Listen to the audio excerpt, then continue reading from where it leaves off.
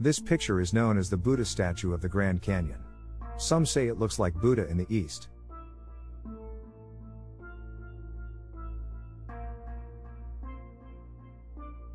Did an ancient lost civilization ever live in a secret underground city under the Grand Canyon?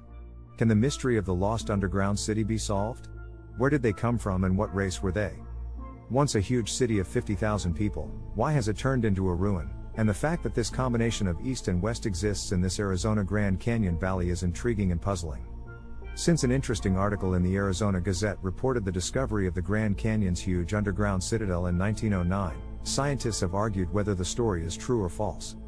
Several alternative historians and researchers, including David Hatcher Childress, believe that the discovery actually happened and that this is another archaeological cover-up.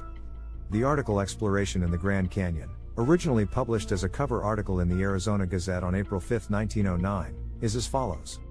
The newspaper explains, the latest news of what scientists now consider to be one of the oldest archaeological finds in the United States as well as one of the world's most valuable was brought to the city yesterday by G.E. Kinkaid explorer, who was mentioned in the Gazette not long ago. A few months ago, he discovered a huge underground citadel in the Grand Canyon while traveling to Yuma in a wooden boat in Green River, Colorado. If their theory comes from a translation of a signboard engraved with hieroglyphics, the mystery of the prehistoric peoples of North America, their ancient art, and who they were and when they came will be solved. It is not clear whether they are from Egypt or far from the east, but the presence of hieroglyphics and Buddha statues have been found, so the east is likely.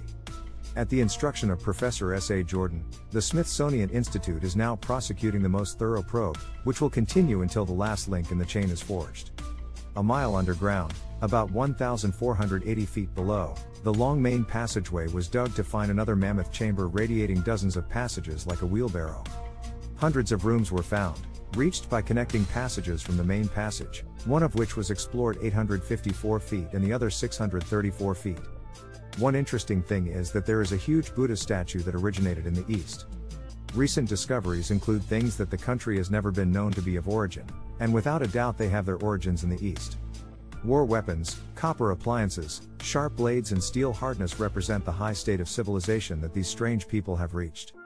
Scientists' interest has grown so high that they are preparing camps for extensive research, and the number of troops will increase to 30 or 40.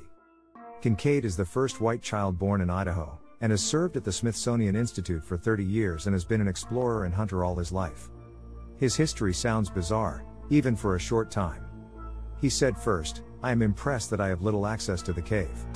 The entrance is 1,486 feet below the sheer canyon wall.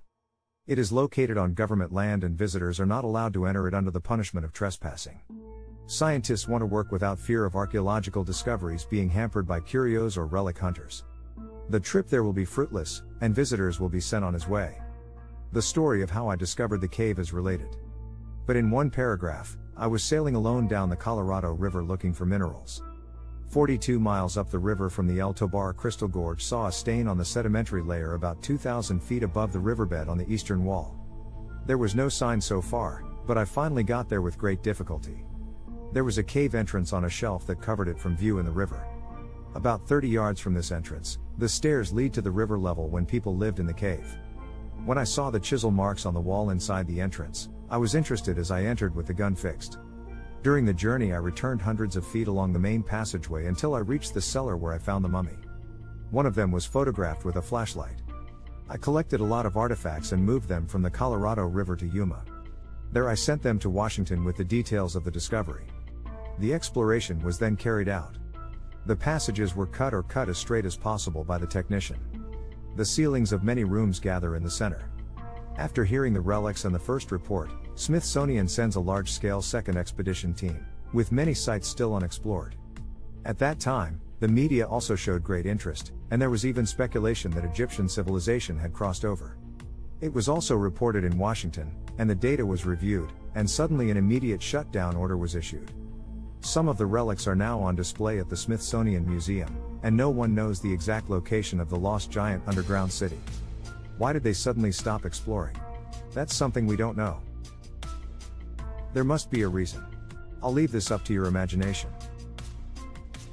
Indeed, it is still questionable where they came from and why they built the city in the Grand Canyon, but you can imagine that this place could have been nice to live in thousands of years ago. Thank you for watching and stay tuned for the next video.